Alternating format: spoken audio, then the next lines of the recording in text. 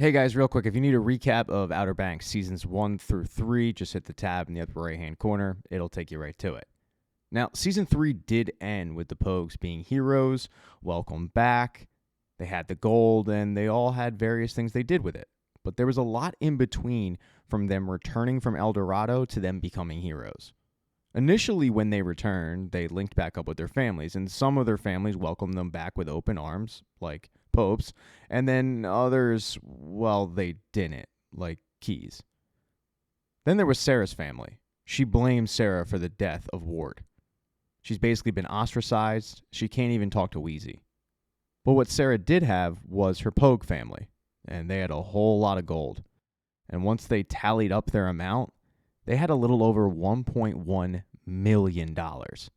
Now, Pope was the responsible one. He realized that if they divvy this up between them, they're going to all blow it. So what he proposed is they pool the money together and they build something sustainable. JJ's family's home and the land is in foreclosure. So buy up the land, build up a dock, build up the home. They can all live there, they can work there, and they can have like a bait and tackle and a charter boat situation. That way they actually have something that they can build upon, something that's theirs and something that will bring in money. And it takes a little bit of convincing, but they all get aboard with this idea. They're going to basically build Pogelandia 2, their own space. The issue is getting the land, because it was in foreclosure. Pope explains to the group that they're going to need every single dollar they have, which means not overspending. His strategy going into the bidding is going to be simple. He's only going to bid up by $1 and not a dollar more. And he tells everybody, get on board with this plan because we need to save cash. Initially, the bidding starts out at $80,000. Pope bids it up to $80,001, but then the bids start going up a little bit. JJ can't help himself. He just comes out the gate and bids $100,000, which wasn't a part of Pope's plan. To JJ, he thinks it's going to be a knockout punch for the other bidders, but it's not. Another guy steps forward and offers $150, and next thing you know, you've got a bidding war that Pope can't get a handle on. At the end of it, they do end up getting JJ's property for $775,000, 30% over market value. They got hosed. But they did get the property. They then get to work building the place up, and they do a great job. They build a deck. They redo the home. They have a proper business, and they even get their first customer who is in love with their new spot because they have such good bait. For the Pogues, things were going great. Sarah and John B. were banging like jackrabbits. Pope was going back to school. Key was growing stuff in her garden. Life was truly good. Until one day they got the shadiest customer that stepped onto their dock. Right away, the guy just starts giving the dirtiest look to Key and Sarah. He randomly decides to open up one of the knives, but then he starts questioning about fishing and a certain dangerous location. And then he acts like he just so happened to recognize him, as if he didn't step foot on that dock knowing exactly who was there. He says, "Oh, hey, you guys are the treasure hunter kids, right?" And they explain, "Not anymore." But that's when he just leaves. And everybody that witnessed it is very confused on who this shady character was. But they kind of put it out of mind. That's because the next morning they have a bigger issue. There was a storm throughout the night and it busted their fuse box, which killed the power to the dock. With no power means no freezers and no refrigerators, which means all the bait died, and that's a lot of their business. They barely have enough money to stay afloat right now. Now, they do have a reserve nugget, but Pope is saving that nugget for property taxes. And he tells the group, we're not touching it. What we need to do is scale back. We need to stop spending as much. We really should have been spending better to begin with, but we weren't. Now we're in a pickle. So we need to build back up our wealth a little bit, do this properly, and just take the lifestyle hit for a little bit. And no one's happy with that, but they don't really have a choice. At least they don't think they have a choice. JJ, always a genius with ideas, comes up with a great plan. There's a dirt bike race on the beach that's held every year. JJ, in his infinite wisdom, decides to bet the golden nugget on himself at 7-1 odds. Because, as he tells John B., I can't lose. Well, at least not without John B's help.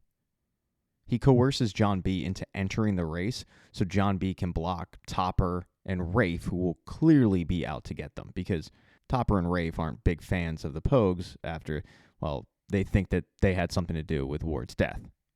And it's not like John B. wanted to enter this race, but he feels like he doesn't have a choice with the golden nugget on the line. So he does. And it does not start off well for JJ. His bike stalls. He's in dead last. Then he gets pushed off his bike by Topper. Things are looking very, very bleak for JJ until he pulls some Evel Knievel crap and he ends up in first in a dead heat with Rafe to the finish line.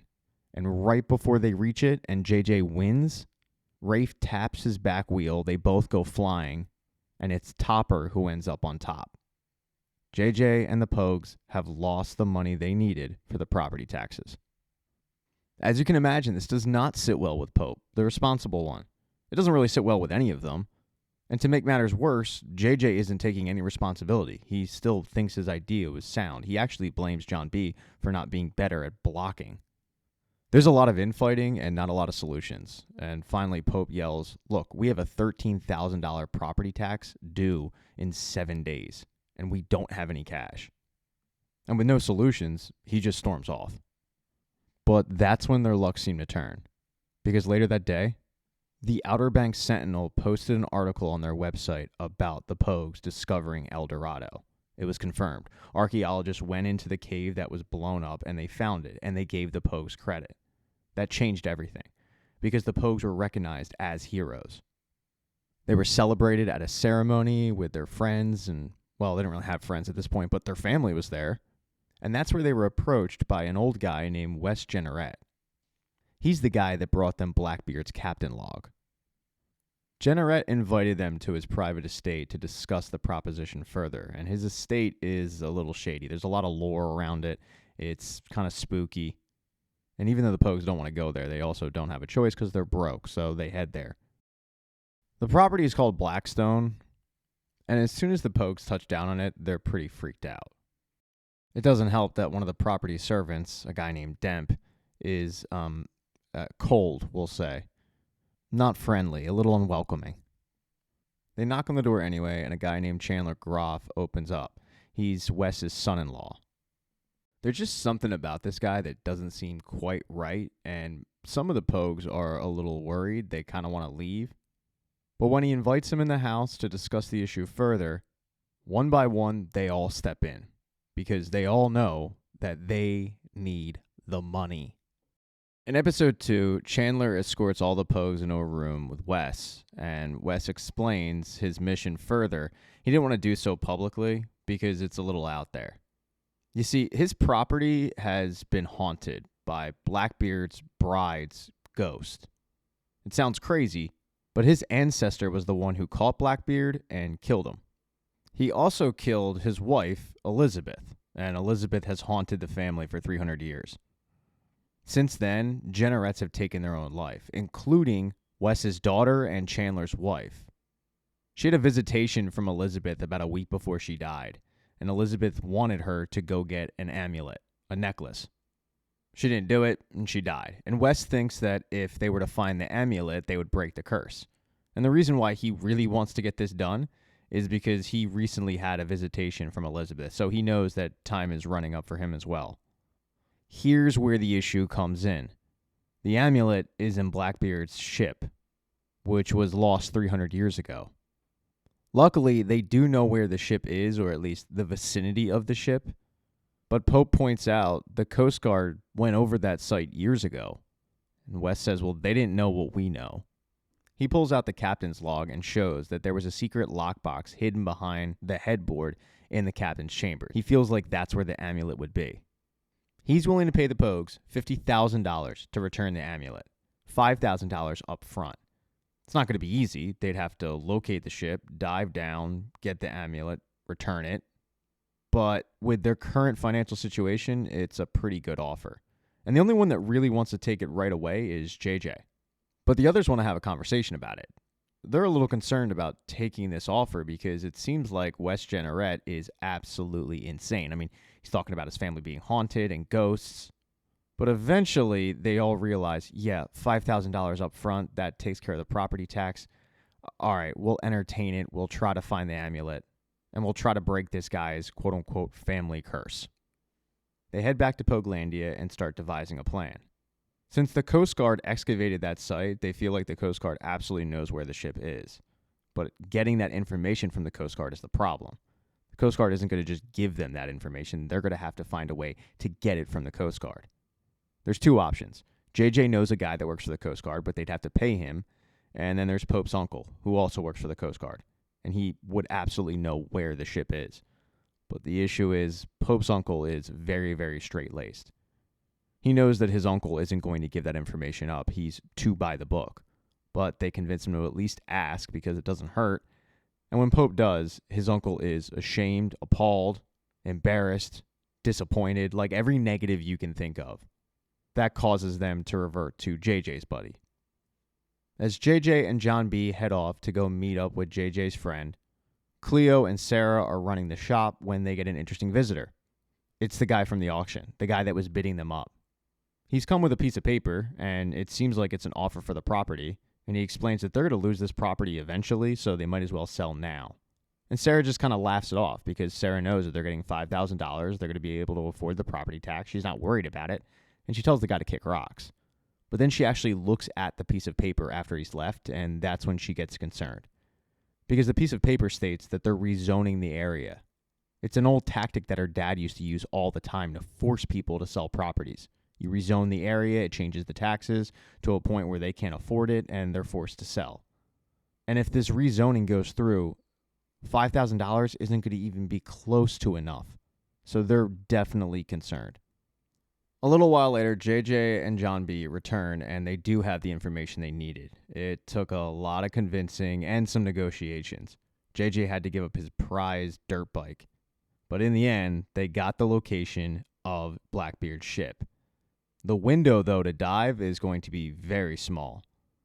They promised JJ's buddy that they'll only be there for about 45 minutes to an hour, and he tells them you have to do it at night because it's a restricted area, and the Coast Guard during the day is swarming all over that place. They'll easily be able to see you during the day, so you have to do it at night.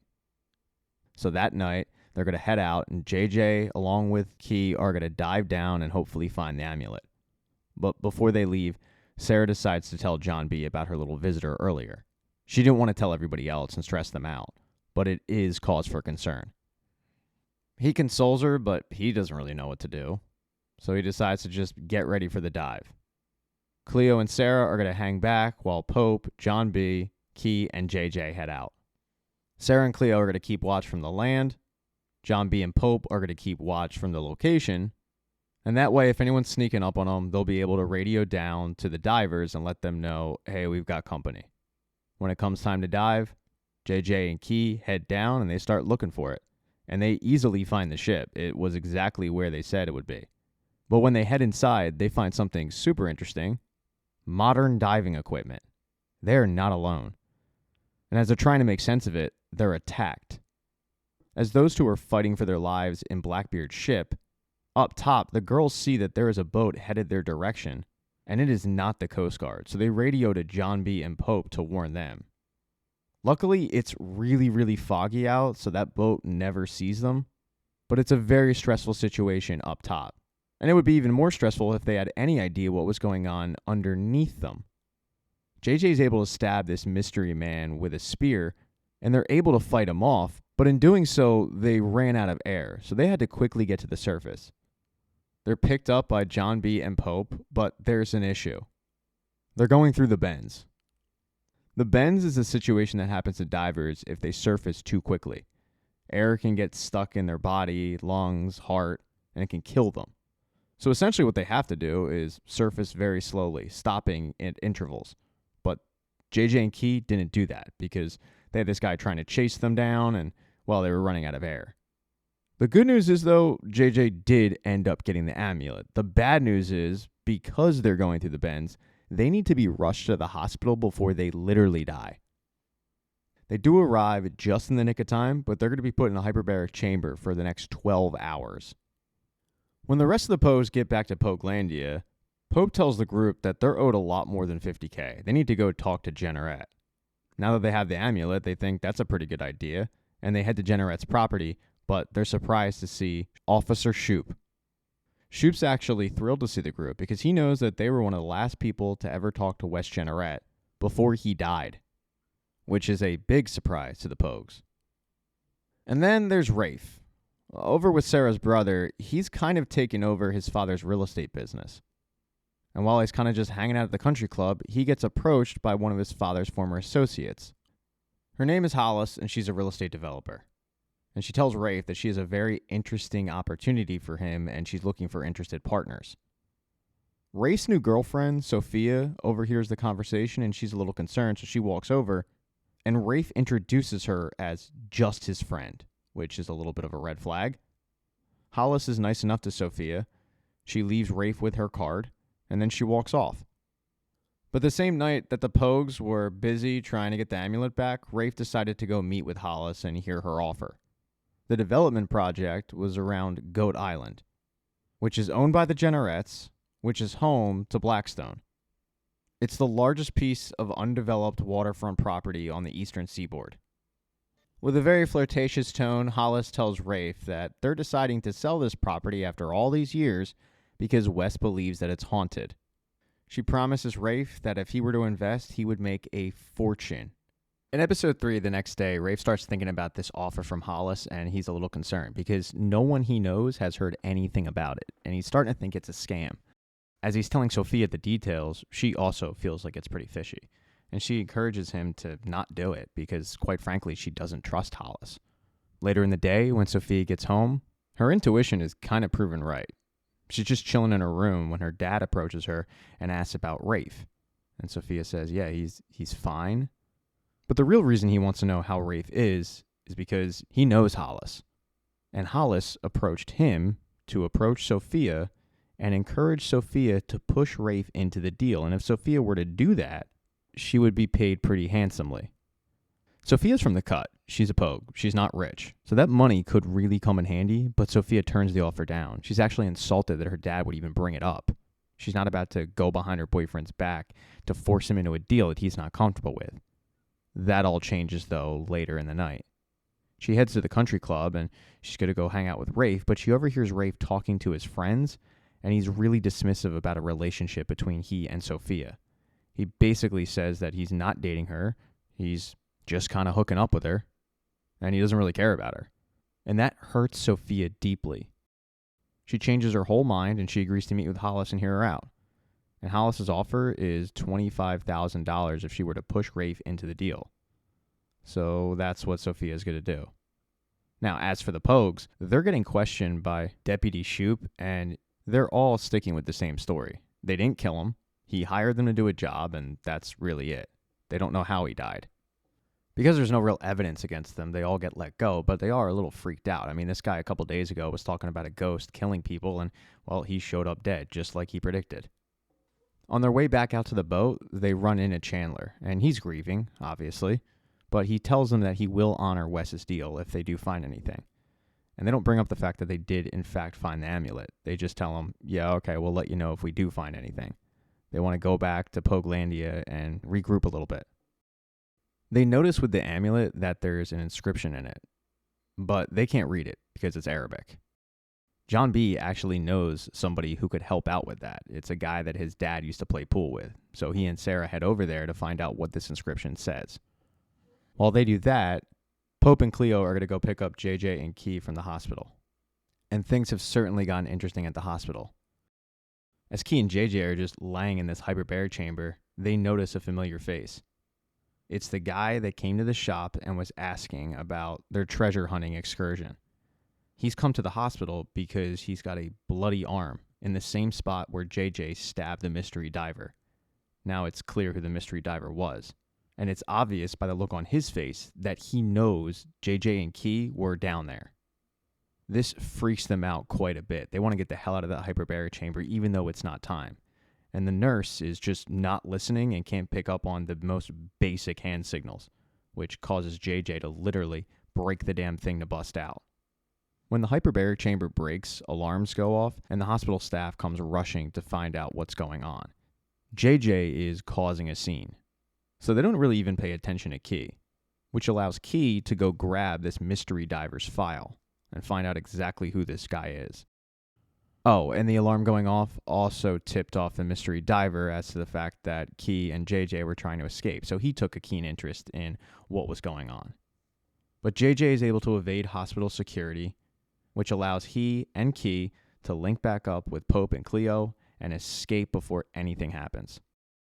Now that they have the guy's file, they at least know where he's living, so they head there to pay him a visit, beat him to the punch, see if they can catch him off guard, something. But where he's put his address down at is a beachfront hotel. It's literally on the pier. All four of them kind of find this weird, but they're going to stake out and see if they find him. Pope and Cleo stay in the car on the beach, while Key and JJ head up to the pier and see if they get eyes on him. Key and JJ, though, are in their own little world because they're dating. They're supposed to be keeping eyes out, but they're not doing a very good job of it. Pope and Cleo, meanwhile, they notice the guy right away. And what they notice is he walks up to a woman and starts having a conversation with her. Pope knows he needs to find out exactly what they're talking about, so he climbs up one of the pillars and starts eavesdropping on them.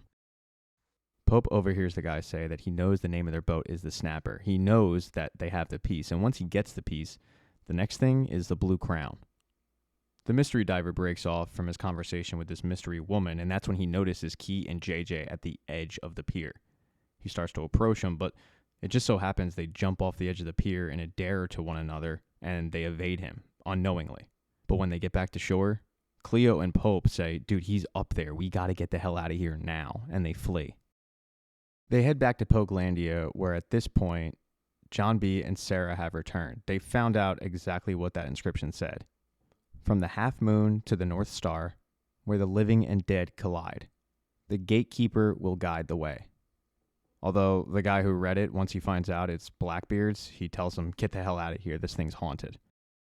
All of them think that that inscription sounds like covert directions. They just don't know what to. Pope then tells the group what the guy said about some blue crown, and that tips off John B. That sounds really familiar. His dad had a book on the blue crown.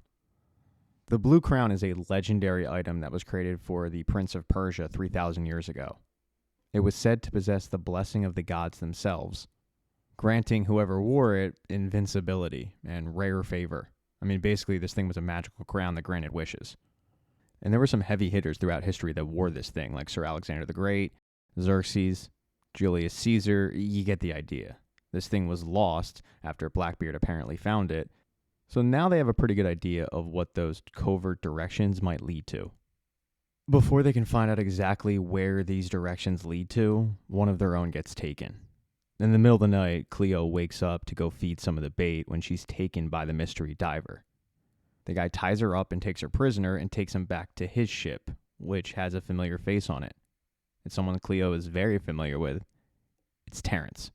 In episode 4, when the Pogues wake up the next day, they don't think anything of Cleo's disappearance, and that's because Cleo texted Pope saying that she was looking for bait. Of course, this text didn't actually come from Cleo. It came from the mystery diver who kidnapped her. But this results in the Pogues not really thinking about Cleo too much. Their main concern, at least for most of them, is the surf swell that they're about to hit. They're all taking off for the day to go surfing. Everybody except Pope. He needs to find more about this amulet, what it means, the inscription, all of it. So he's not going surfing that day, which annoys most of them. But then again, he's the responsible one. As for Cleo, she is on that ship, she is tied up, and she is alone.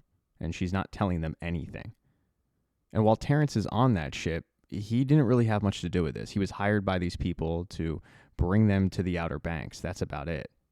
He's able to convince the mystery diver, who, by the way, is named Leitner, for a chance to go talk to Cleo and maybe get some information out of her. It's an ulterior motive, though. He wants to get Cleo alone so he can explain to her that these people are dangerous, and if they want to survive, they're going to have to do exactly what they want. This isn't a joke. These people are ex-cons, mercenaries, killers, and they're looking for a trinket, and they're going to get it one way or the other. Later in the day, Leitner, Terrence, and Cleo head back to Pogelandia. They know, because of a message from Pope, that the group has gone surfing, so the house is empty. And Cleo assures Leitner that she will get the trinket. She has an idea of where it is. But when she goes in the house and she goes to its last known location, the trinket isn't there. It's just coffee grounds, which pisses off Leitner. He sticks a gun in her face. She doesn't take too kindly to that, so she starts fighting back. but Leitner's a lot bigger than her. And it ends up with Leitner on top, choking the life out of her. She's only saved when Terrence rushes in and knocks Leitner back. But that just pisses off Leitner even more. Now he sticks his gun in Terrence's face. And Terrence assures him, Cleo will get the trinket. Don't worry, you just have to give her time. And with a gun in both their faces, Cleo says, yeah, no, I'll get it for you, don't worry. The trinket is with Pope, and he took it to his former history teacher to see if he has any ideas about what the inscription means. And the history teacher's best guess is cross-reference Half Moon with places that Blackbeard was, and maybe you'll get the location, because he thinks that it's a place. It has nothing to do with the actual moon. So Pope decides to do that. He hits the Blackbeard Museum, and sure enough, he gets a hit. Blackbeard visited a place called Half Moon Bay, and that's gotta be where the location of Blackbeard's treasure is, and more importantly, the location of the Blue Crown. As he's about to leave the museum, he gets a phone call from Cleo, and she tells him, you need to bring the amulet back right now, because if you don't, they're going to kill me. And that puts the fear of God into Pope.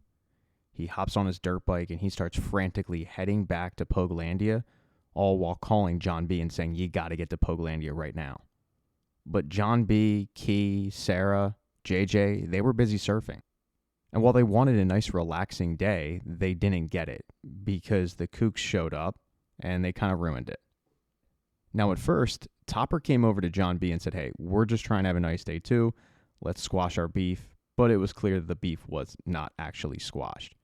Either way, though, both groups decided we're going to keep separately, and we're just going to try to enjoy the day. And it seemed like that's exactly what they were doing until JJ got involved. There was a big wave that Topper wanted to go after, but JJ decided, no, I'm going to go after it too. And it was a dick move, and it pissed off the kooks. As both groups were getting ready to leave, Topper's new girlfriend, Ruthie, wanted to show the Pogues who was actually in charge. And Topper wasn't really interested in it, but he got peer pressure to do so. So he hopped in the truck, which Ruthie was driving, and they headed straight for the Pogues. And normally that wouldn't have been an issue, but there was a turtle hatch that all the Pogues were looking at, they were concerned about, they were watching the turtles get to the ocean. And Key tried to wave them down and say, stop the car, there's a turtle hatch, but Ruthie wasn't slowing down. She forced Key to jump out of the way of a moving vehicle. And then she turned the car around and came back after her.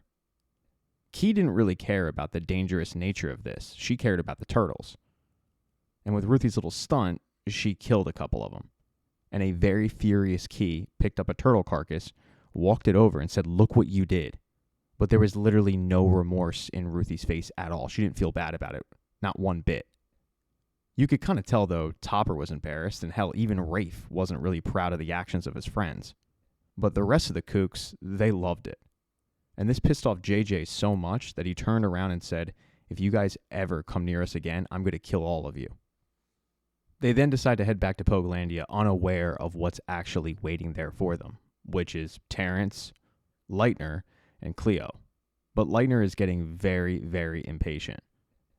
Terrence is trying to buy time, saying that this guy will show up, don't worry, just be patient, but Leitner doesn't want to be patient anymore. And finally, he gets to the point where he sticks a gun in Cleo's face because he's about to shoot her. And that's when Pope shows up, just in the nick of time. Pope, though, doesn't want to give over the amulet, and Terrence is kind of sick of Leitner. So they both team up to take Leitner out, but it doesn't work. The amulet gets dropped. Terrence gets shot. Pope gets punched in the face, and at the end of it, Leitner's able to grab the amulet and escape. But Terrence doesn't make it. Cleo and Pope try their best to revive him. They try CPR, but it's just too late. He's lost too much blood. And Cleo is pretty despondent. She had a love-hate relationship with Terrence, but he was like a father figure to her. And now he's dead in Pogelandia. When the rest of the Pogues show up, Pope just kind of makes his way outside, but he's covered in blood, and they know that something's wrong. And when they go inside, they see what happened. Pope starts recounting exactly what he walked into, how it happened, but he also tells everybody that he's pretty sure he knows what the inscription means. He's pretty sure that Blackbeard unloaded something at the Half Moon Battery in Charleston. As Pope and John B. are discussing this, they get an unwanted visitor. It's Deputy Shoop. There's something about Wes Jenneret's death that has not set well with Shoop at all. For starters, the coroner doesn't think that it was a suicide. He thinks that Wes was murdered. He thinks that he was strangled to death, and that death actually matches up with a guy that they found in the beach who has no identification on him. The only discernible identification is a trident tattoo on his wrist. So you've got two bodies who died in similar fashions and no suspects. Shoop did bring in Chandler and question him about his whereabouts, but his whereabouts checked out. He showed his Google Maps and his location. The next thing to do was question the other people who saw Wes Jenneret last, and that was the Pogues. But this impromptu drop-in can't come at a worse time because they have a literal dead body lying in their place. So they kind of start freaking out, not really sure what to do, as Shoop knocks on the door, waiting for someone to come out. In episode 5, the Pogues are freaking out a little bit as Shoop just knocks on the door, and what they decide to do is have JJ go out and distract him while everybody else cleans up the body. While outside, JJ and Shoop go back and forth on why Shoop might be there. All the while, JJ is just trying to stall so his friends can clean up the body. And they are able to do it just in the nick of time as Shoop and JJ walk through the front door. Shoop, though, doesn't want to talk to all of them. He only wants to talk to JJ, and that's because the reason why he showed up is the threat that JJ made on the beach to the kooks. One of them was filming it, and they took it as a death threat. Shoop knows that JJ actually isn't going to kill these kids. He just had to come talk to him, but there is another reason why he wanted to talk to JJ. He wants to show him the pictures from the coroner of the mystery guy to see if maybe JJ knew who he was, but JJ actually is legitimately confused on who this guy is. He's never seen him before. Right before Shoop leaves, though, he tells JJ that the coroner thinks that Wes Jenneret was murdered. And he asks him, "What were you doing that night?" And JJ is very surprised about this, but he says, "We were just here, doing a bonfire, hanging out, nothing serious." And with no further questions, Shoop leaves. Now, JJ is under the impression that Shoop believed his entire story, but Shoop did not, and that's because JJ was really fidgety. Of course, it had nothing to do with the questions that Shoop was asking. It had everything to do with Terrence's dead body. But when Shoop got back in his vehicle, he radioed for someone to keep a surveillance on the Pogues. Meanwhile, JJ was informing the group on why Shoop showed up, and more importantly, the fact that Wes Jenneret's death is looking like a murder. They then discuss what exactly they're going to do with the body. They know they need to get rid of it, and the easiest place to do it is dump it in the ocean. And then they have to go on a road trip. Both John B. and Pope tell everybody about what they discovered regarding the Charleston Battery and how they think that that is the location of the Blue Crown. They're planning on heading there the next morning, and Key is really concerned because these people that are also going after the Blue Crown are really dangerous. They killed Terrence. But John B. doesn't feel like they have a choice. So the next morning, after they dump the body, they're heading to Charleston. When they wake up the next morning, they carry Terrence's body to the boat, and they are seen by the surveillance, but to the surveillance, it looks like they're just carrying bags of clams. And as the Pogues make their way out to the ocean, they do notice that they're being followed. They don't really think it's the cops, but they're just on high alert, so they book it, and they end up losing the tail. When they get to a nice location, Cleo says some words, and then they dump Terrence's body. Now, the only person that didn't go on this trip was JJ. He was fixing the Twinkie. And as he was doing so, he got an unexpected visitor. It was Demps, Wes Jenneret's former groundskeeper. He brought something for JJ. Right before Wes died, he wrote a letter and he told Demps, "If anything happens to me, give this to JJ." When JJ reads it, he abandons the Twinkie completely. And that's because this letter essentially said, "Go ask your dad about Albatross." And JJ hasn't seen his father in a long time, so asking him about this Albatross thing isn't going to be easy, but JJ does have a lead. He heads on over to his dad's buddy's place. And at first, his dad's friend says, "Yeah, I don't know where he is. I haven't seen him in months. He's a wanted criminal." But JJ just doesn't buy it. So he tells his dad's buddy, "Yeah, I'm trying to sell something that he has, and it could be a big fat paycheck, and I'm sure he'd kick some down to you. So just let me know if he turns up," and that piques the guy's interest. It's a long shot, but JJ heads back home, and he waits to hear if his dad will call. While he was gone, Pope, Key, John B., Sarah, Cleo, they all returned, and they're surprised to not find JJ. And he left a note saying he had to run errands, which is very un-JJ-like. So Key immediately decides to start calling him up, but she's not getting a response. With the ferry leaving for Charleston in a little while, they need to get going. So what they decide to do is have Key stay back, run the shop, and the rest of them are going to head to Charleston, try to find the Blue Crown. A couple hours later, with her friends gone and Key running the shop, she gets an interesting visitor. It's Rafe. Rafe seemingly closed the deal with Hollis. He's excited about the opportunity, although he is a little concerned about who her partners are, and Hollis isn't giving any information yet until the money clears. But lately, Rafe has also done a lot of soul searching, and he wants to reconnect with his sister. With his dad out of the picture, he's starting to realize how important family is. So he came to the shop looking to talk to Sarah, but all he found was a very, very hesitant Key who is dripping with attitude. He ends up leaving his card, though, and telling her to have Sarah give him a call. At this point, Key really wants to talk to JJ. But JJ actually got the call that he was waiting for, from his dad. His dad claims that he doesn't really know what he's talking about, but from the background noise, JJ is able to figure out that his dad was at his friend's place the entire time, so JJ heads back there. At first, per usual with a conversation between JJ and his dad, it starts off contentious, a lot of fighting, but that all changes when the cops show up. Because the cops were still surveilling the Pogues, and that included JJ. So when JJ took off and he went to his dad's friend's place, and then they saw his dad is a wanted criminal, they swooped in. JJ literally led them right to him. His dad, having read Wes's letter, claimed that he didn't know what the hell he was talking about, but when the cops showed up, his tune changed quite a bit. He tells JJ that if he boats him out of there, he'll tell him everything about Albatross. So JJ does it, and they head to the lighthouse.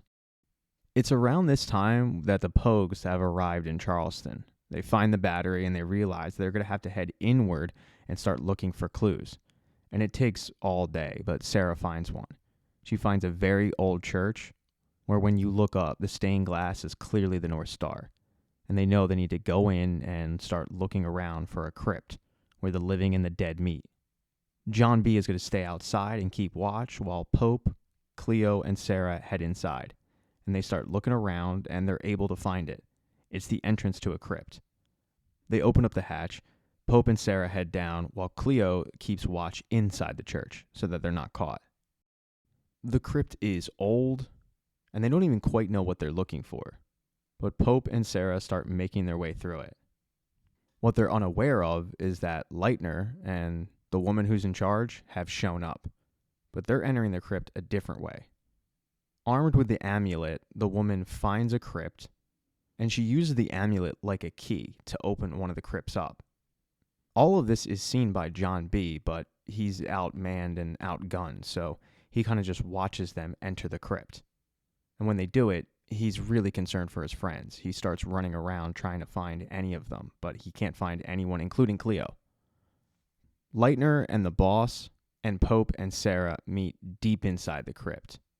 Pope, however, hears them coming, so he and Sarah are able to hide, while Leitner and his boss end up opening up another crypt to reveal a scroll. They end up taking the scroll, having no idea that Pope or Sarah were in the vicinity, and they exit the same way they came. But as the woman exited the crypt, she relocked it. Pope and Sarah, meanwhile, can't go back the way that they came. That way was also locked, which leaves Pope and Sarah trapped deep inside this crypt with no ability to get out. And to make things way, way worse, the crypt fills up with water.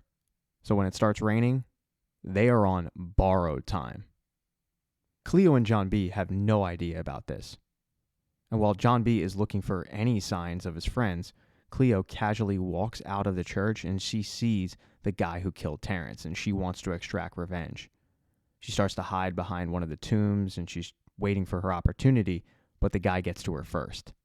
And this guy is a straight killer, and he's ready to kill her. He's got the knife, he's about to stab her, when Cleo is saved by two guys who are just walking by, who start yelling at the guy to get off of her and start screaming for the cops. Leitner's boss reminds him that they got what they needed, they got to get out of there. So they do it. They casually walk out of the cemetery. And it's at this point where John B. ends up noticing Cleo on the ground, so he goes to check on her, but she says, "Those are the people who killed Terrence, go get them." And John B. rushes after them. He hops in the Twinkie, he grabs the gun, and he's got them dead to rights. He could shoot them, but he doesn't, because it's just not in his nature. He lets them get away.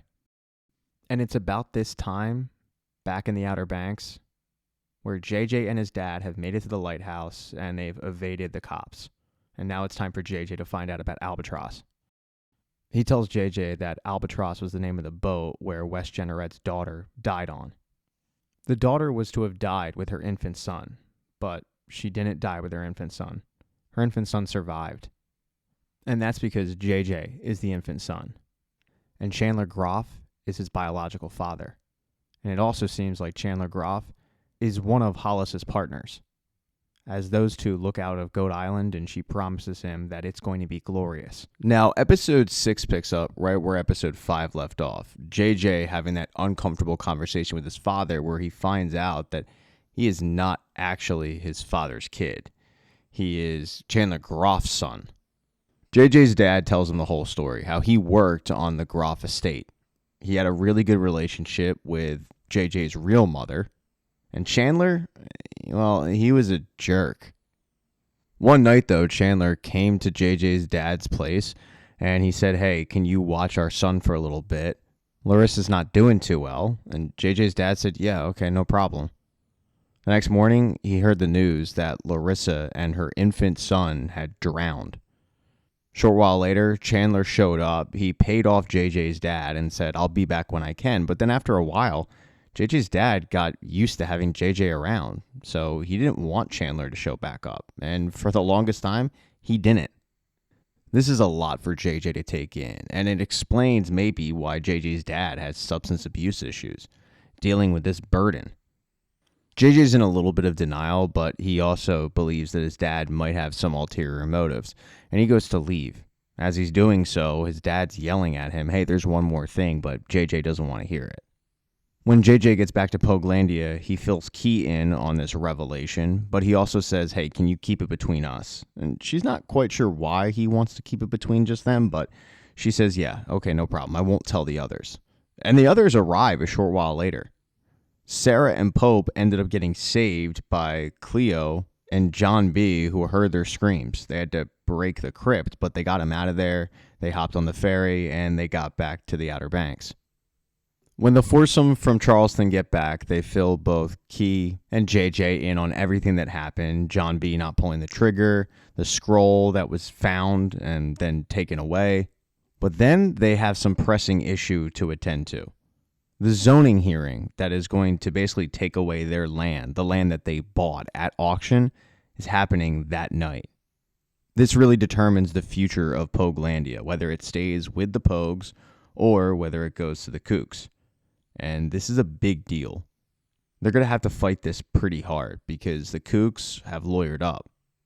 So their plan is to go around town and basically drum up support and flood the courthouse with like-minded individuals who don't want to see the cut turned into Kooklandia. Right before they all go out and try to do this, though, Key remembers that Sarah had a visitor when she was gone, and it was her brother. She gives Sarah the business card that Rafe gave her and says, "I don't know what he wanted, but he said he could help."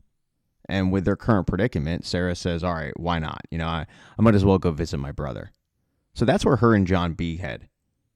When she gets there, Rafe is actually pretty excited to see her, but he tells her, "I can't help you with your whole zoning issue. That's on you."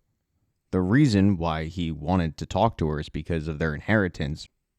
When Ward died, he left both of them 25% of his wealth. But they haven't gotten it. That's because Rose won't give it up. And Rafe needs that money to complete the deal with Hollis. Right now, the transfer hasn't gone through, although he doesn't tell Sarah that part. He wants to join forces with Sarah, try to get Wheezy back because neither of them have talked to Wheezy since Ward died, and most importantly, get the money. Sarah, though, isn't about to join her brother, not after all the things he's done. She walks out. Her and John B., along with the other Pogues, go around the island and try to drum up support. And when it comes time for the meeting, they have a lot of support. Key's parents show up. Pope's parents show up. But the aisle is definitely split. There are also a lot of kooks there that want this deal to go through. When the meeting starts, they get a shock. The board says that they've already voted on it, which that wasn't part of the plan. That takes the Pogues completely by surprise. But even though they've already voted on this issue, they are willing to hear the side of the Pogues, and that's when John B. stands up. He makes his plea that they bought this land fair and square, they've started a business, and now it's being taken away from them, and that's not right. That's when the real estate agent who tried to buy the land from the Pogues originally stands up and says, I think I can clarify this whole issue because there has been a misunderstanding. He tells the entire place that there is an injunction to invalidate their purchase of the land. There was a pre-existing promissory note from the original owner to sell the property, the original owner being JJ's dad. It was authorized by the judge, who, ironically enough, is Topper's grandfather. And what this basically means is that the bank didn't have the right to sell Pogelandia. When the council asks, well, is this original owner here to verify this sale? The real estate agent says, oh, no, he's here. And that's when JJ's dad sheepishly stands up in the back of the courthouse and takes everybody off guard because he's still a wanted felon. And that's when it all clicks for Pope. He realizes that in order to not be arrested and not go to jail, JJ's dad sold his soul. He said that he would sign this promissory note. They gave it to the crooked judge. He signed off on it. And that is going to take Pogelandia from them. The courthouse was a tinderbox, and that news was the match. All hell breaks loose, and it's mainly at the hands of JJ, who just reaches a breaking point. He walks right by his father, giving him the dirtiest look in the world, knowing that his dad just screwed him over again, and he starts attacking the police. But JJ also has a lot of support from the other people in the courthouse, and a little bit of a riot ensues, which allows JJ to escape. While Shoop and the other deputies are trying to get a hold of the crowd, JJ goes downtown to the area where the kooks hang out, and he just starts running amok. I mean, he grabs a baseball bat, he starts smashing in windows, and that's when he gets to the real estate agent's office, the one that just brought up this injunction. After a while, the deputies do end up catching up to JJ, and they have him surrounded in the real estate agent's office. And JJ is now willing to come out and give himself up. Meanwhile, you got his friends standing outside and worried for his well-being because the cops have their guns drawn and it seems like they're willing to shoot JJ. I mean, the guy did end up destroying a whole lot of property. While John B. pleads with Shoop to just not shoot JJ, Pope isn't willing to sit back and just talk this out. He ends up going after one of the police officers who's got his gun drawn, and that doesn't end well for Pope. He's quickly arrested and thrown in the back of a cop car where he's told, that's a felony. And to think he was supposed to be the smart one. JJ, though, is able to create a distraction and get the hell out of there. There's only one place that he wants to go, and that's to have a conversation with Chandler Groff. JJ's able to get back to Pogelandia, hop in the snapper, and as he's headed to Blackstone, he sees a familiar face headed in the opposite direction. Rafe was leaving Blackstone. That's because he had a meeting with Chandler Groff about their deal. Rafe ended up signing some more legal documents, but he did tell Chandler, if you're screwing me over, I'm going to come after you. And just by the look of Chandler, you can kind of tell he probably is screwing him over. This deal's a little fishy at the moment. There's a lot of talk of the government taking over Goat Island and turning it into a nature sanctuary, which would result in Rafe giving his money to people that can't actually develop that land. It's got Sophia definitely worried. But in the end, Rafe signs those documents. A short while later, JJ shows up, and he tells Chandler Groff, we need to talk. In episode 2, we'll start out with Pope. He gets in front of a judge, and the judge is pretty lenient on him. He releases him back to his parents, but there are a few stipulations. The first being he has to have an ankle monitor. The second, he can't hang out with his friends. But as soon as he gets out of the courthouse, Cleo walks up to him. And even though Pope's parents love Cleo, they have to explain to her, right now, you can't be around our son. There is, though, another stipulation that Pope was unaware of. The judge is willing to throw the entire thing out if Pope joins the Marines. And Pope adamantly tells his dad, I'm supposed to be going to college. Like, we haven't been hearing that for 4 seasons. And surprisingly, after 4 seasons, his dad doesn't really buy that anymore. So he tells him, maybe this will be good for you. And in true Pogue fashion, he doesn't listen to the rules. He goes, he hooks up with Cleo, and he starts thinking about it. And yeah, maybe the Marines wouldn't be all that bad for him. Now over with JJ, he's able to convince Chandler Groff to let him inside, and he point blank asks him, are you my dad?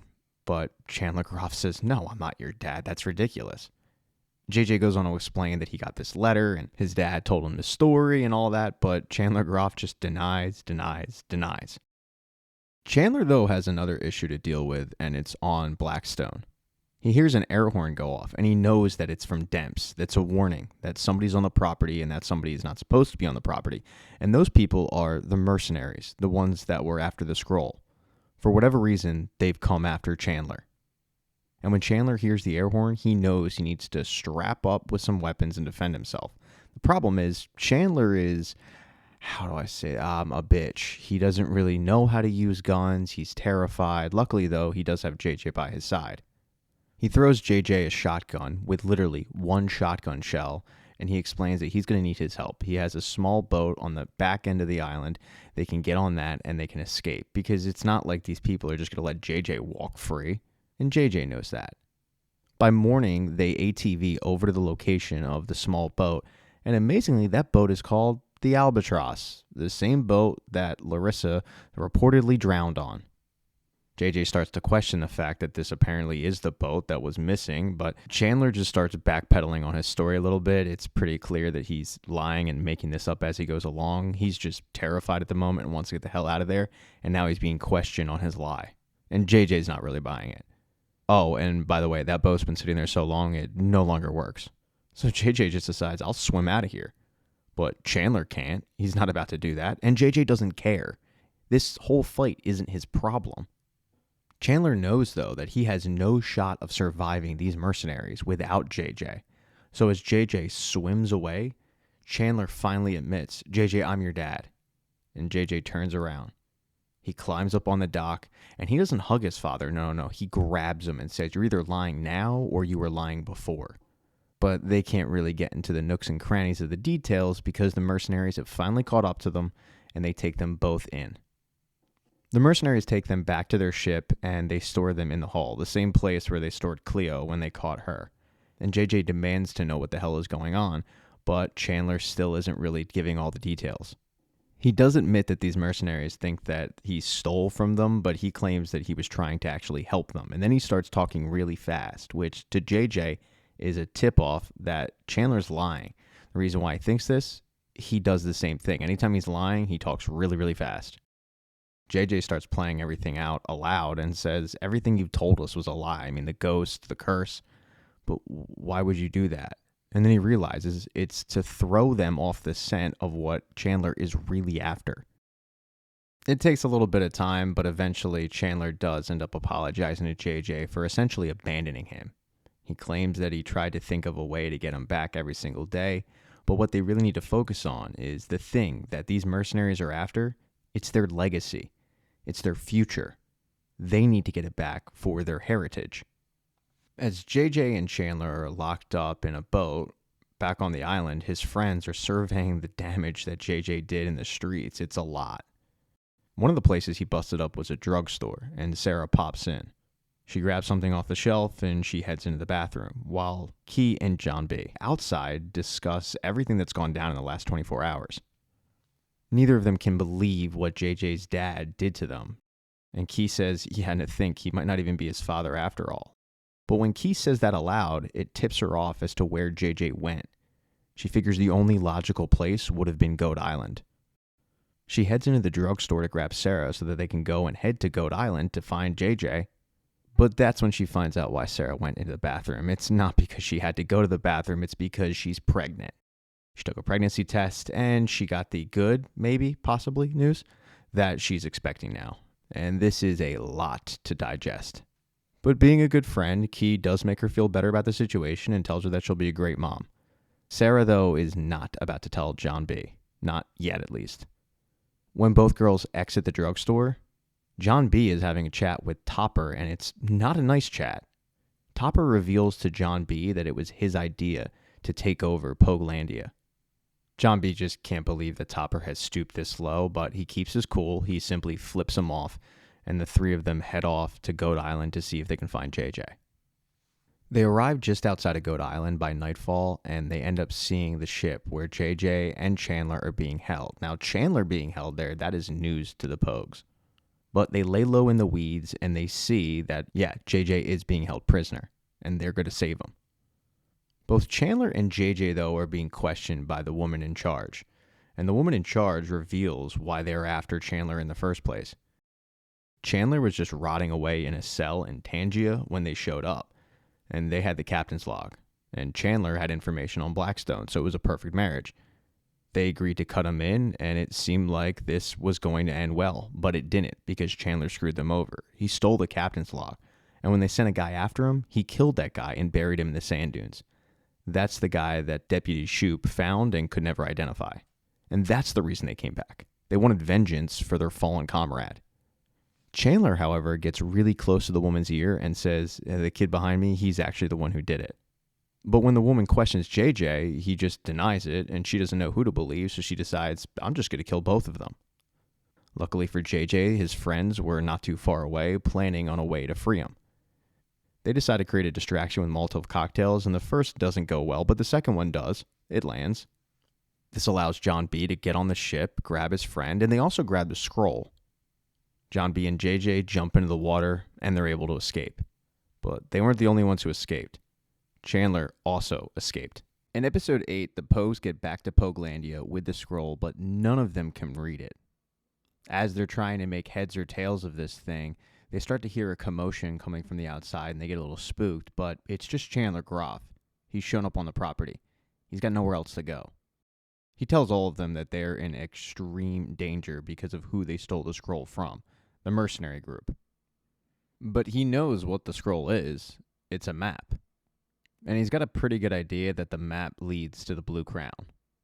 He tells the Pogues that the map was created by a guy named Murad the Younger. In the 1700s, Murad, who was a pirate, learned of a hidden vault that held a bunch of gold and the Blue Crown. The vault was reportedly located in the middle of the Moroccan desert. So Murad created the map, but before he could actually follow it, Elizabeth Teach, Blackbeard's wife, stole it. Elizabeth and Blackbeard then headed to the Carolinas, where the map was buried, and is now in possession of the Pogues. Chandler also knows how to read the map. The key to reading the map is a crystallized necklace that belonged to Elizabeth Teach, and while Chandler doesn't have the necklace, he knows where to get it. It's in Larissa's tomb. He tells the Pogues that he's after the crown just like them. He just wants his cut and to help out.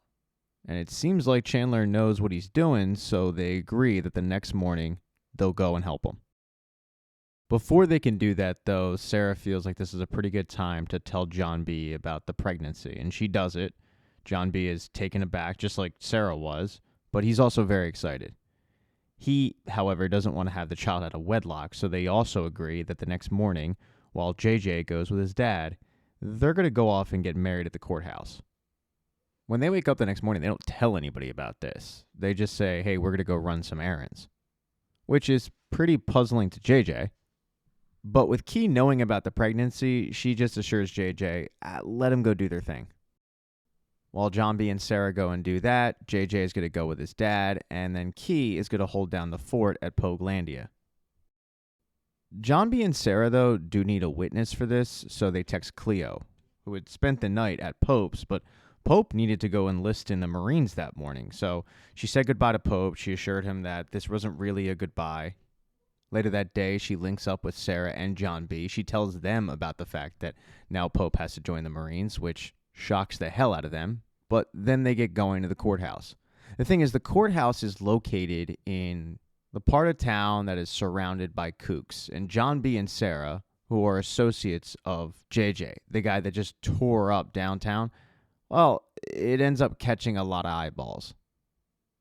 So when John B. and Sarah get to the courthouse, unfortunately the courthouse is closed because of all the destruction, a bunch of kooks, including Kels and Ruthie, Topper's girlfriend, show up looking to extract some revenge for the drugstore and all the broken windows. Because, teenagers just act out as the town watch every now and then. And they've come prepared. Baseball bats and lacrosse sticks. Kels gets right in John B.'s face, demanding to know where JJ is, and John B. kind of brushes him aside. He just wants to get out of there. But Ruthie, who is a borderline psychopath, ends up getting into Sarah's face and ends up pushing her down. And considering Sarah's pregnant, John B. comes to her aid. He gets in Kelsa's face. But before anyone can really come to blows, Cleo takes over the situation by slashing the kook's tires, and then John B., Sarah, and Cleo run away. Amazingly, they end up running to the drugstore that about 8 hours ago was trashed, but suddenly all the windows are fixed and everything's on the shelves. It looks great. Unfortunately, they get cornered in a supply closet. And while there is an exit door, they can't seem to open it. The kooks have them surrounded. They start to shoot fire into the room. But luckily, there is a savior for the Pogues, and that is Pope. Pope had gone to the recruiting office with his dad and uncle to enlist in the Marines, but he got cold feet and he just took off running. Thanks to sharing locations, he knew where his friends were, and he showed up just in the nick of time to save them. They then ditch Pope's ankle monitor, and they head back to Pogelandia. While this was happening, JJ and Chandler headed to the tomb of Larissa. They got caught up a little bit, bonded a little bit. But once they arrived, Chandler kind of puts it in JJ's hands to open the tomb with a crowbar. And while JJ unsuccessfully tries to do this, Chandler goes off and calls the cops, claiming that kids are breaking into the tomb. After he hangs up with the police, he goes and tells JJ, "Look, man, I found the key. No worries." And they get in the tomb. They open it up together. It's a lot for JJ to take in. I mean, he's looking at his dead mother's bones. But they do end up getting the crystal. Right as they're about to leave, though, that's when the cops show up, and Chandler acts surprised by this. He tells JJ that he's got to hide in the tomb. And at the very last second, he says, "You got to give me the crystal, because if they do end up finding you, they're going to take that crystal, and all of this is for nothing. The police will have it forever." And while JJ doesn't want to do it, Chandler looks at him and says, "You got to trust me on this one," and JJ reluctantly gives it up and gets locked in the tomb. And while this would be a golden opportunity for Chandler to go to the police and say, yeah, he's locked inside, he actually doesn't do that. He tells the police officer, the kids got spooked when I showed up and ran away, but I appreciate you coming. And once he ditches the cop, he gets in the Twinkie and he heads back to Pogelandia to get the scroll. He is able to find it, but he also finds a very suspicious Key who's wondering why he showed up and not JJ. Chandler starts to lie and says that JJ sent him there to get the scroll, but Key's really not buying it. And when she pulls out her phone to call JJ, Chandler attacks, pushing her against the Twinkie, banging her head, and then taking her body and locking it in an ice chest. He then heads back to the tomb to grab JJ, and because he did as he said, at least JJ thinks, this builds a little bit of trust between the two. Now Chandler has the scroll and he's got the crystal. But before they can go off and read it, Chandler tells JJ there's one place he has to stop off, and that's Hollis's office. He showed up to get the money from Rafe, and Hollis does have it. It came through, but she's not about to hand it over. And that's because she tells Chandler, "You lied to me. You told me that you were the heir to Goat Island, but you weren't. They read West Jenneret's will today. It's going to the state. They're making it a nature preserve. You screwed me over, and now I'm an accomplice to it." He starts to claim that there's another will, but she doesn't believe that. He starts to get a little too close to her, and that's when she pulls a gun just to keep him at distance. But he distracts her, he grabs the gun, and he kills her. Somehow, JJ, who is sitting outside of the building, doesn't hear a gunshot go off. So when Chandler shows back up with a duffel bag full of money, no red flags really go up for JJ. Chandler then tells JJ, "Hey, I got us a boat, go grab it." And when JJ leaves the Twinkie, that's when Chandler places the gun that was used to kill Hollis on the driver's seat. A very unsuspecting JJ heads out to sea with Chandler. It's around this time where John B. and his group discover what happened to Key, and Key tells him it was all Chandler Groff. Now the big concern is what Chandler Groff is going to do to JJ, so they start trying to get in touch with him, but JJ's not answering, and that's because Chandler took his phone earlier. But JJ also shared his location with his friends, so when they look at that, they see that he's in the middle of the ocean, and they start to get concerned. Right away, they hop on the snapper, and they head out to see if they can save him. While they're heading to that location, Chandler grabs the crystal, he grabs the map, and he confirms that you are able to read the map with the crystal. They have an idea of where this hidden tomb is. JJ was a little perplexed on why Chandler had the scroll, and Chandler told him, "Oh, yeah, Key gave it to me." But JJ doesn't believe that. Another red flag for JJ goes up when Chandler says, only me and you are going to get this. And while Chandler claims that he's going to cut the Pogues in, JJ just doesn't buy it. JJ starts to get suspicious with everything that Chandler says, and Chandler can tell. That's when Chandler pushes JJ off the boat and into the ocean and takes off. Not for Morocco, but to actually link back up with the other mercenaries. He figures that linking back up with them is a better option than them just hunting him down constantly. Maybe he'll screw him over later. But now the mercenaries have the crystal, the scroll, and everybody's headed to Morocco. When he was pushed off, JJ hit the anchor, so he's bleeding in the middle of the ocean, left for dead, but luckily his friends do show up, and they do save him. There is somebody, though, that's actually on to Chandler Groff, not just the Pogues. It's Shoop. The ID came back for that John Doe that was found in the sand dunes. The guy was a convict from Albania who got off on the Finch deal. The Finch deal is run by a guy named Anton Finch. The guy's an arms dealer, and what he does is he gives money to the state to get these convicts out. He sends them to war-torn areas, and if they survive, they get to keep their freedom. This group calls themselves the Lupine Corsairs, and they're all emblazoned with that tattoo. Initially, the tattoo doesn't click with Shoop, but he starts to do some research into Finch, and he sees that the guy has a bunch of famous artifacts. But Shoop's little fact-finding mission gets interrupted when he hears Rafe out in the office saying that he wants to file a police report against Hollis and Chandler for screwing him over at a $400K. Shoop asks one of his deputies, "What's the deal with Rafe?" And the deputy fills him in on exactly Rafe's beef, and that's when it clicks with Shoop. Because Shoop remembers that Chandler Groff's alibi the night that Wes Generette was murdered was Hollis. So they're working together. And then there's the tattoo. So Shoop tells his deputy to take Rafe's statement and get down to Blackstone because Chandler Groff is their murderer. In episode 9, the Pogues regroup in a little campsite that is in Pogelandia, but it's not too far away, and they discuss their next move. The good news is JJ knows exactly where his dad is headed. But to the Pogues' surprise, they have visitors. In this very desolate campsite, the cops show up. And that's because Chandler Groff called in an anonymous tip saying that they needed to do a wellness check on Hollis. Now, the cops are already headed to check out Hollis and to Blackstone to check out Chandler. But when Chandler calls up, he does a really good acting job. No, I'm kidding. He does a horrible acting job. He claims that he just knows something happened to Hollis. And it gets the cops completely off the scent of Chandler. Because when they go to Hollis's, they find her body, and then they find the Twinkie with the gun inside. And now JJ is wanted for murder. Not just vandalism, murder. Shoop had a pretty good idea of where the Pogues would be if they weren't at Pogelandia, so that's why the cops showed up to the surprise of John B. and his group.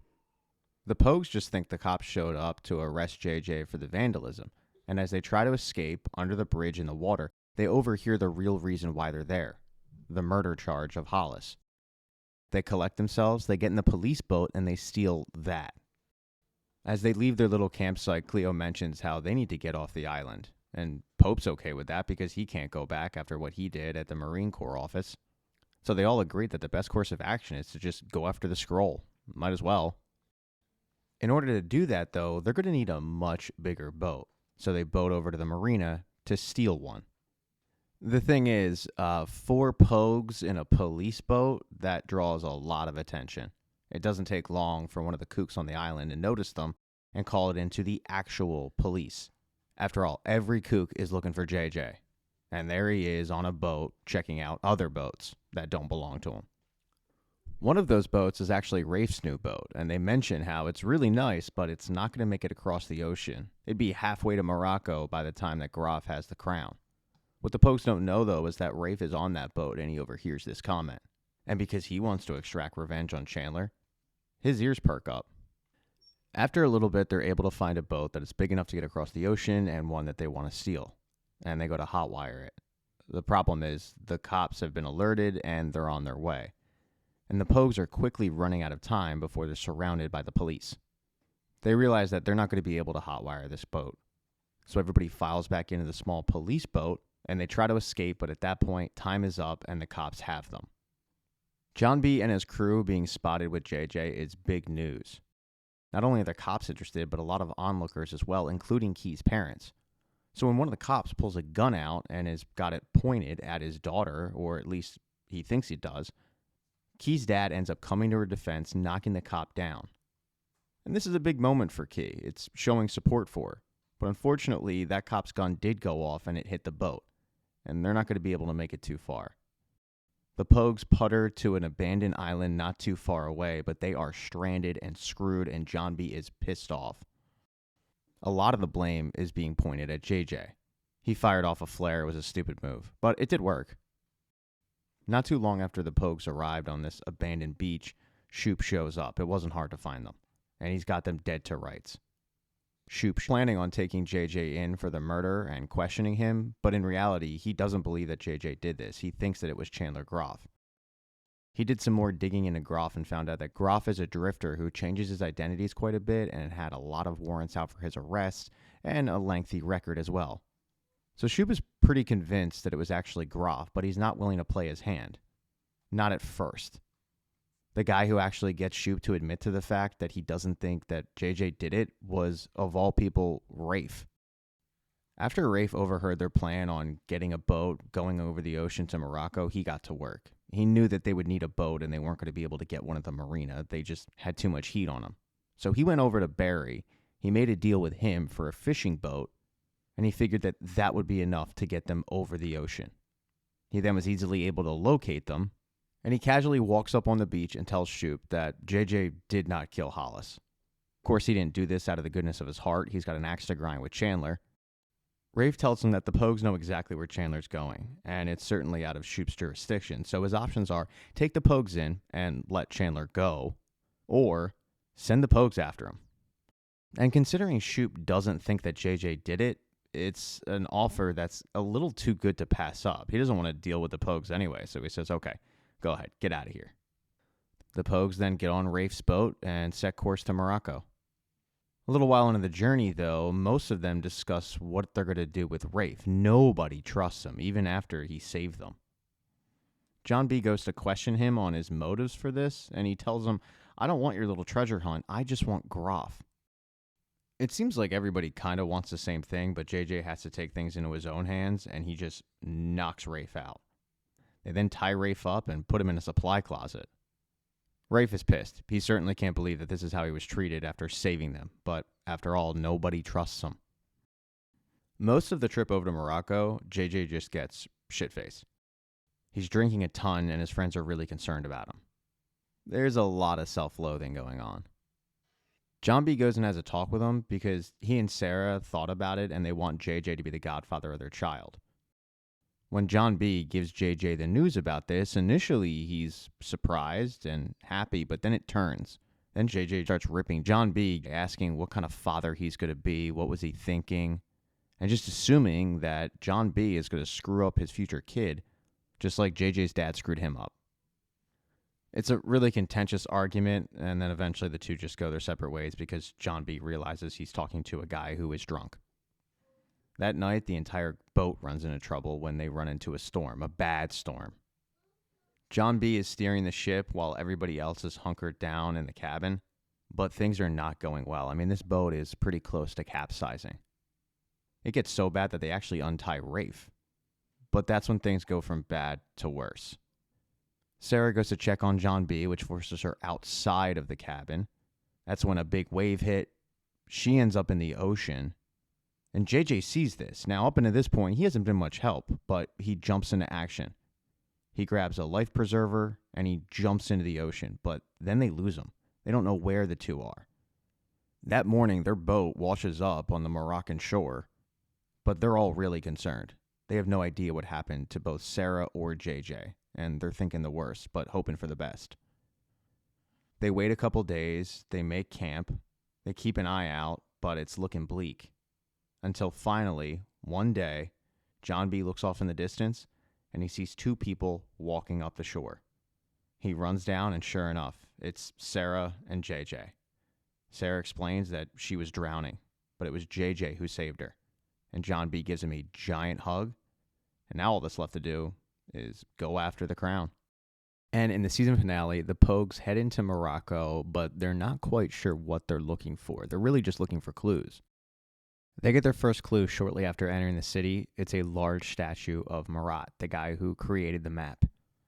They figure that they need to head in and look for any other signs of clues of where this map might have led, where Chandler might be headed, but they have an issue.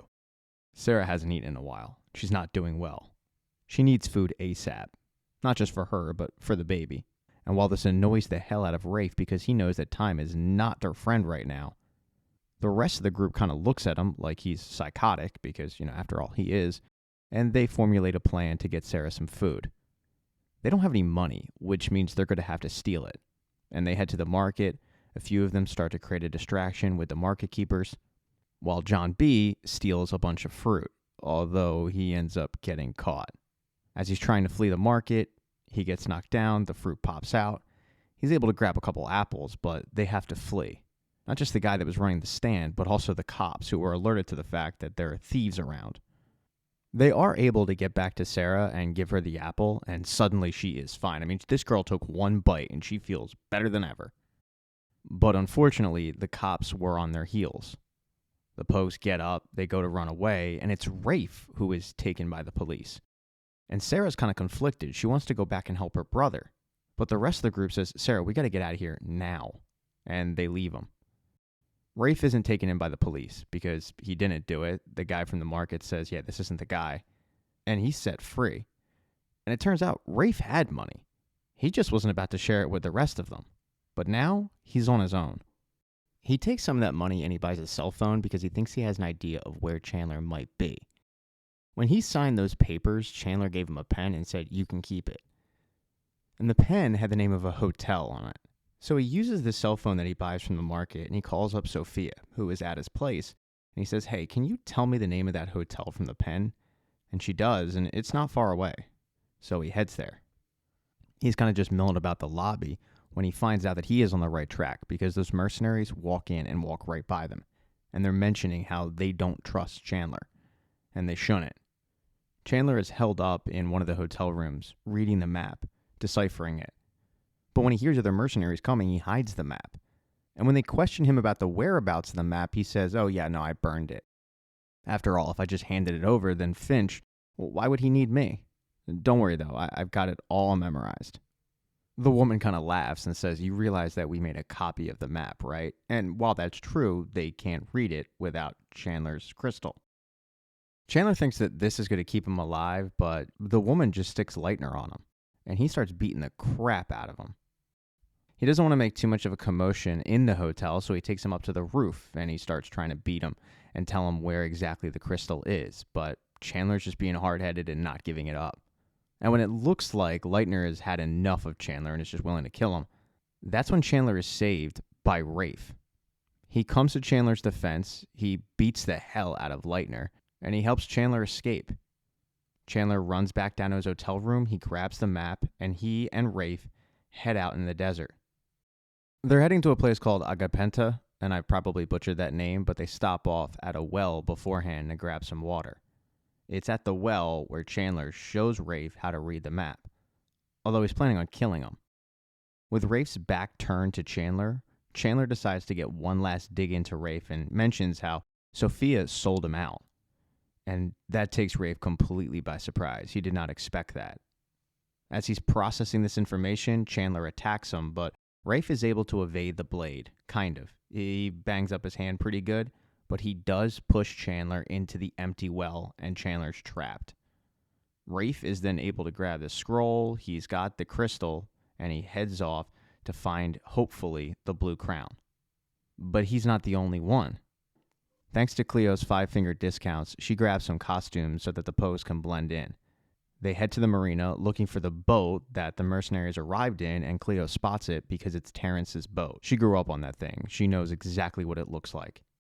Sarah and John B. head to the boat, not knowing exactly what's waiting for them, but hoping that if they get inside, they can get some information on where Chandler was headed.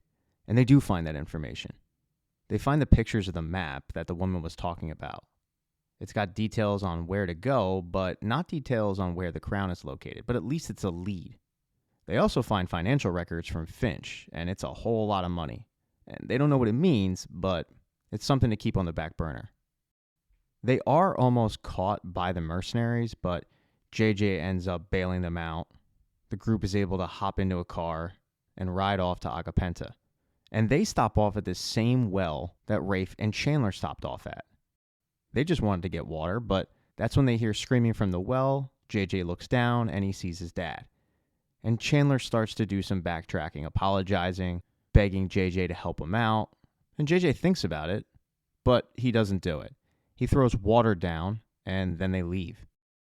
They continue to follow the map, and when they get right on the outskirts of Agapenta, they see Rafe there, and he's surrounded by the other mercenaries. They've got Rafe dead to rights with guns pointed at him, and they're demanding that he hand over the scroll. Because of the way that these people operate, the Pogues know that even if Rafe hands over the scroll, they're probably going to kill him. So Sarah saves her brother. She grabs a gun, she shoots it at a fuel tank, it creates a distraction, and Rafe is able to escape. Rafe runs off, and the Pogues run after him. When they finally catch up to him, they tell him, "We need the scroll. We know how to read it, you don't." Rafe and Sarah then get into it about what happened with their dad, Rafe blaming his sister for the death of Ward, and Sarah defending herself, saying, "Dad died saving me, and we both know that if Dad were alive today, he'd want us working together." He thinks about it for a little bit, and he tells them, "I just want my cut," and they agree to that. He then hands over the scroll to John B., and he says, "Here, I can't read this thing. You try." While the rest of the Pogues try to keep the mercenaries at bay, Sarah and John B. read over the map, and it's John B. who figures out what it means.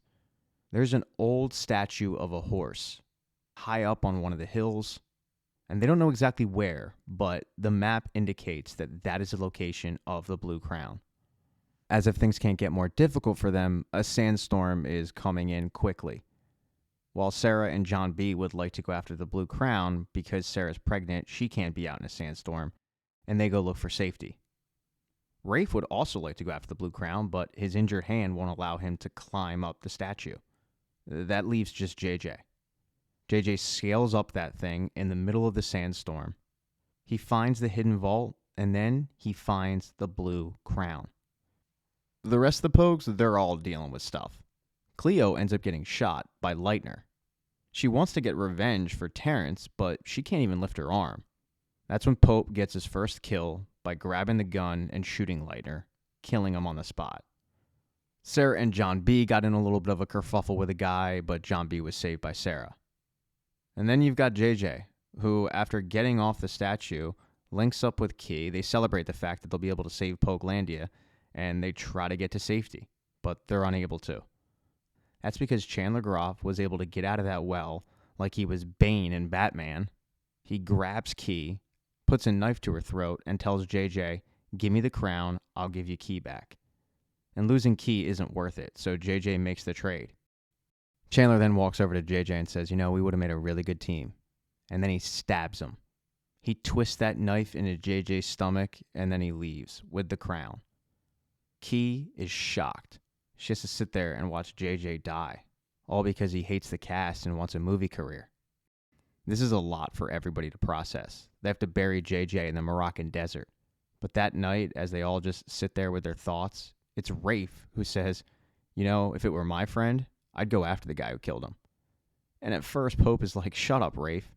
But Key says, "No, he's right. Let's go get revenge." And that is the end of Season 4 of Outer Banks. Thank you so much for getting this part of the recap. I really appreciate it. Hit thumbs up if you liked this video. Smash that thumbs down button if you thought it sucked. Let me know what you thought of this season. I might be back for Season 5 at this point.